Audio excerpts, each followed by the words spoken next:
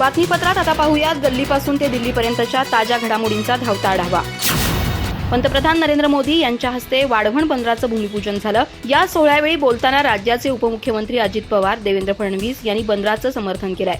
उपमुख्यमंत्री अजित पवार म्हणाले की वाढवण बंदरास काही जणांचा विरोध आहे। विकास करायचा असेल तर कुठेतरी मागं पुढे सरकावं लागतं। तुमचं आयुष्य खराब होणार नाही याची जबाबदारी राज्य सरकार घेईल। पंतप्रधान नरेंद्र मोदी यांनी दिघी बंदराच्या विकासाला मंजुरी दिली आहे। वाढवण बंदर हे देशातील 10 बंदरांमधील एक बंदर होईल असं अजित पवार यांनी म्हटलंय। उपमुख्यमंत्री देवेंद्र फडणवीस म्हणाले की आजचा दिवस सुवर्ण अक्षरात लिहिण्यासारखा आहे। आपण JNPT बंदरापेक्षा 3 पट मोठं बंदर तयार करत आहोत। महाराष्ट्र आता वाढवण पोर्टमुळे आपण 1 नंबरवर राहणार आहोत असा विश्वास त्यांनी व्यक्त केलाय।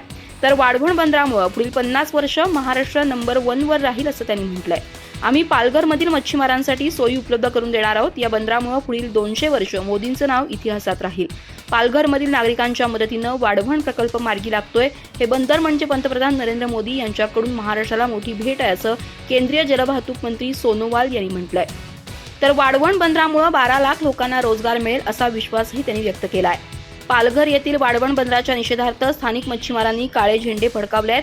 पंतप्रधान नरेंद्र मोदी आज पालघरमध्ये दाखल होणार आहेत। मच्छीमार आक्रमक झाले असून त्यांनी आपल्या बोटीत काळे फुगे लावलेत। डहाणू खाडीत बोटींवर काळे फुगे लावून मच्छीमारांनी निषेध केलाय।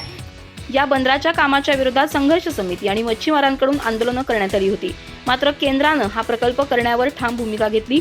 मच्छीमारांकडून अनोख्या पद्धतीनं काळे फुगे बोटींवर लावून विरोध करण्यात आलाय।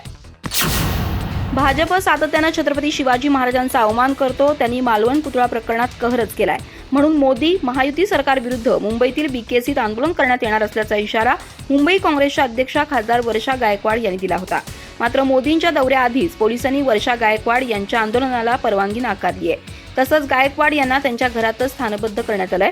त्यांनी पोलिसांच्या या कारवाईला कडाडून विरोध केल्यानंतर पोलिसांनी आपल्या वाहनातून वर्षाताई गायकवाड आणि त्यांच्या सहकार्यांना शिवाजी पार्क येथील आंदोलनस्थळी नेऊन सोडलं।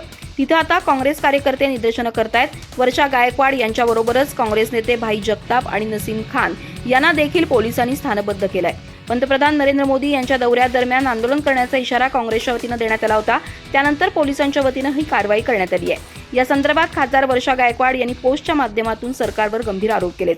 छत्रपती शिवाजी महाराज यांच्याप्रती असलेल्या अस्मितेखातर आणि महाराष्ट्राच्या स्वाभिमानासाठी व्यक्त होणं हा गुन्हा आहे का असा प्रश्न खासदार गायकवाड यांनी उपस्थित केलाय। घडलेल्या घटनेचा पंतप्रधानांना आम्ही जाब विचारू नये म्हणून हे सर्व सुरू असल्याचा आरोप देखील त्यांनी केलाय। वर्षा गायकवाड यांनी केलेली पोस्ट देखील पहा। छत्रपती शिवाजी महाराज यांच्याप्रती असलेल्या अस्मितेखातर आणि महाराष्ट्राच्या स्वाभिमानासाठी व्यक्त होणं हा गुन्हा आहे का? आज आम्हाला रोष व्यक्त करण्यापासून रोखलं जात आहे। हे नक्की शिवरायांचं राज्य नाही। आमच्या कार्यकर्त्यांना ताब्यात घेतलं जात आहे। माझ्या राहत्या घराबाहेर पोलिसांचा मोठा फौजफाटा लावण्यात आलाय। का, कशासाठी? घडल्या घटनेचा प्रधानमंत्र्यांना आम्ही जाब विचारू नये म्हणून आम्ही मागे हटणार नाही। अखंड हिंदुस्थानचे दैवत छत्रपती शिवाजी महाराजांचा अपमान का केला?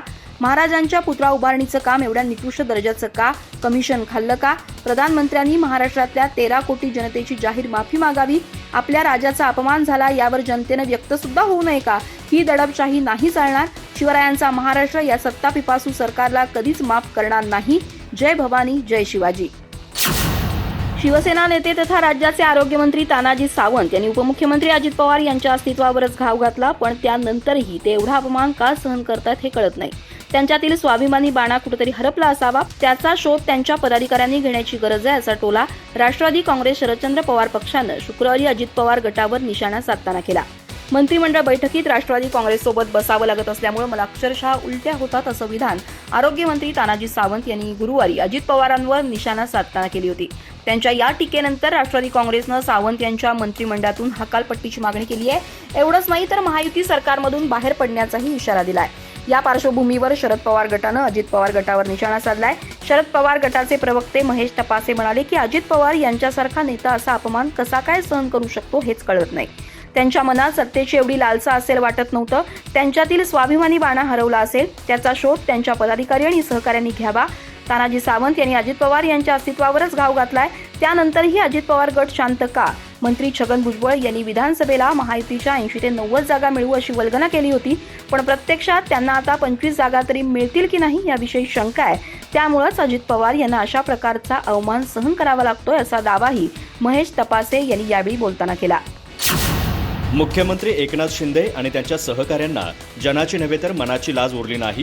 त्यांच्या नेतृत्वातील सरकार छत्रपती शिवाजी महाराजांचा पुतळा कोसळल्याच्या घटनेची जबाबदारी नौदलावर टाकून अंग झटकण्याचा प्रयत्न सुरू केले आहेत, अशी टीका शिवसेना उद्धव बाळासाहेब ठाकरे पक्षाचे खासदार संजय राऊत यांनी शुक्रवारी राज्यातील महायुती सरकारवर निशाणा साधताना केली आहे. संजय राऊत यांनी शुक्रवारी राजकोट किल्ल्यावर जाऊन छत्रपती शिवाजी महाराजांचा पुतळा कोसळल्याच्या घटनेचा आढावा घेतला.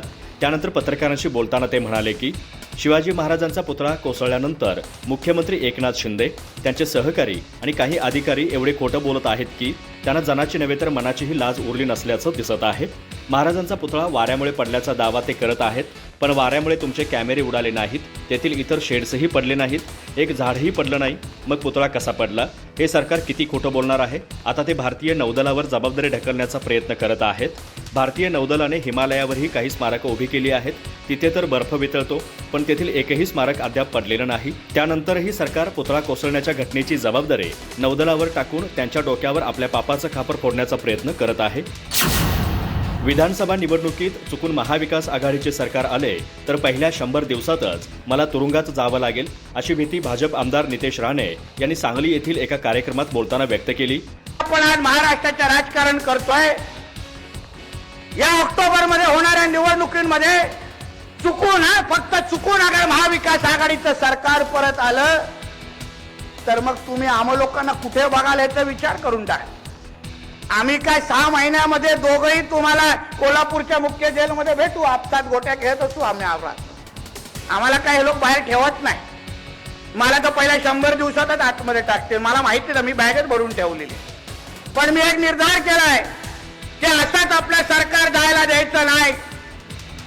मी मेहनत करीन, जिद्द दाखवेन, दिवस रात्र महाराष्ट्र पिंजून काढेन, पण परत एकदा ऑक्टोबरमध्ये माझ्या भारतीय जनता पक्षाने महायुतीचं सरकार परत आणून दाखवेन असा निर्धार करून महाराष्ट्रामध्ये फिरतोय.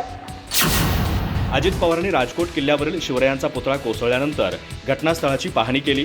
यावेळी बोलताना दोषींवर कडक कारवाई करण्याचे आश्वासन अजित पवार यांनी दिलं आहे. तर याच ठिकाणी शिवरायांच्या नावाला साजेचं स्मारक उभारण्याचा निर्णय झाला असल्याची माहिती उपमुख्यमंत्री अजित पवार यांनी दिली आहे. दरम्यान उपमुख्यमंत्री अजित पवार पुढे बोलताना म्हणाले की मी महाराष्ट्रातील 13 कोटी जनतेची माफी मागितली आहे. या प्रकरणी हे नेव्ही किंवा PWDने केले हा वाद घालून काही फायदा नाही. यात पुन्हा या ठिकाणी महाराजांचा मजबूत आणि भक्कम असा पुतळा झाला पाहिजे, त्याकडे सरकारने लक्ष घातलं आहे. अजित पवार म्हणाले की आमच्यासहित सर्वच राजकीय पक्षांनी तारतम्य ठेवलं पाहिजे. राजकीय पक्षांच्या नेत्यांनी, कार्यकर्त्यांनी उत्साहाच्या भरात काहीही करू नये, ही आपली संस्कृती नाही. राज्याची संस्कृती जी आहे ती सर्वांनी डोळ्यासमोर ठेवून वागलं पाहिजे, असं अजित पवारांनी म्हटलं आहे. संपूर्ण प्रकरणाची बारकाईने चौकशी आणि तपास सुरू आहे. जो कोणी गुन्हेगार आहेत ते पळून कुठे जातील? देशाच्या बाहेर तर जाणार नाहीत ना. राजकोट किल्ल्याची पाहणी केल्यानंतर अजित पवारांनी अधिकृत ट्विटर हँडलवरून ट्विट केलं आहे. त्यामध्ये अजित पवार म्हणाले की मालवण येथील राजकोट किल्ल्यावर उभारण्यात आलेला युगपुरुष छत्रपती शिवाजी महाराजांचा पुतळा कोसळल्याची दुर्दैवी घटना काही दिवसांपूर्वी घडली. आज घटनास्थळी भेट दिली, आढावा घेतला, किल्ल्याची देखील पाहणी केली. शिवराय आपला स्वाभिमान आहेत, आपली अस्मिता आहेत. या ठिकाणी लवकरच महाराजांचा मजबूत आणि भक्कम असा पुतळा पुन्हा एकदा मानानं उभा राहील असा शब्द देतो. राज्यात व देशात मोगलाई सुरू आहे. मोगलाईची ही व्यवस्था विरोधकांना नजरकैदेत डांबण्याचं काम करत आहे. पण पंतप्रधान नरेंद्र मोदी जेवढा वेळ महाराष्ट्रात येतील तेवढ्या जास्त जागा आमच्या निवडून येतील, असा टोला काँग्रेस प्रदेशाध्यक्ष नाना पटोले यांनी शुक्रवारी सत्ताधारी भाजपला हाणताना मारला. पंतप्रधान नरेंद्र मोदी आज महाराष्ट्राच्या 1 दिवसीय दौऱ्यावरती आहेत. त्यांच्या हस्ते पालघर जिल्ह्यातील वाढवण बंदर प्रकल्पाचं भूमिपूजन होणार आहे. या बंदराला स्थानिकांचा तीव्र विरोध आहे. काँग्रेसनेही मोदींच्या या दौऱ्याला कडाडून विरोध केला आहे. परिणामी काँग्रेसच्या मुंबईतील प्रमुख नेत्यांना पोलिसांनी नजरकैदेत टाकलं आहे. या पार्श्वभूमीवर काँग्रेस प्रदेशाध्यक्ष नाना पटोले यांनी पंतप्रधानांच्या दौऱ्यावर निशाणा साधलाय. नाना पटोले म्हणाले की पंतप्रधान नरेंद्र मोदी वाढवण बंदराच्या प्रकल्पाच्या भूमिपूजनाच्या कार्यक्रमाला येत आहेत. स्थानिक जनता त्यांच्या दौऱ्याला कडाडून विरोध करत आहेत. त्यामुळे राज्य आणि देशातील मोगलाई व्यवस्था विरोधकांना नजरकैदेत टाकत आहे. त्यांनी कितीही काहीही केलं तरी मोदी जेवढ्या वेळा महाराष्ट्रात येतील तेवढ्या जास्त जागा आमच्या निवडून येतील. चोर सोडून संन्याशाला फाशी, कोसळलेला पुतळा प्रकरणी आरोपी असलेले सगळे फरार, पुतळा का कोसळला याबाबत जाब विचारणारे पोलिसांच्या ताब्यात, हा कुठला न्याय आहे, असा प्रश्न विरोधी पक्षनेते विजय वडेट्टीवार यांनी विचारला आहे. पंतप्रधान नरेंद्र मोदींच्या दौऱ्याच्या पार्श्वभूमीवर काँग्रेस नेत्यांना पोलिसांनी स्थानबद्ध केलं आहे. या पार्श्वभूमीवर वडेट्टीवार यांनी सडकून टीका केली आहे. या देशामध्ये लोकशाही आहे की हुकुमशाही आहे असा प्रश्न विरोधी पक्षनेते विजय वडेट्टीवार यांनी उपस्थित केलाय. या देशात छत्रपती शिवाजी महाराजांचा पुतळा कोसळण्यासंदर्भात संविधानिक मार्गाने आंदोलन करणार असताना सर्व लोकांना अटक करण्याचं काम, घरामध्ये पहारा बसवण्याचं काम, घराबाहेर पडू न देण्याचा निर्णय हे सरकार घेतं. त्यामुळे हे सरकार गोंधळलेलं आणि घाबरलेलं असल्याचं दिसून येत आहे. नरेंद्र मोदींचा दौरा आहे म्हणून शांततेच्या मार्गाने निदर्शनं करणे हा गुन्हा आहे का असा प्रश्न देखील त्यांनी उपस्थित केला. छत्रपती शिवाजी महाराजांचा पुतळा कोसळला, त्या शिल्पकाराला तुम्हाला अटक करता येत नाही, त्याबद्दल माफी मागता येत नाही. शिवरायांच्या पुतळ्याच्या कामात देखील तुम्ही कमिशन खाता म्हणून तुम्हाला भीती वाटते का? या सर्व गोष्टींचा खुलासा सरकारने केला पाहिजे अशी मागणी देखील त्यांनी यावेळी केली.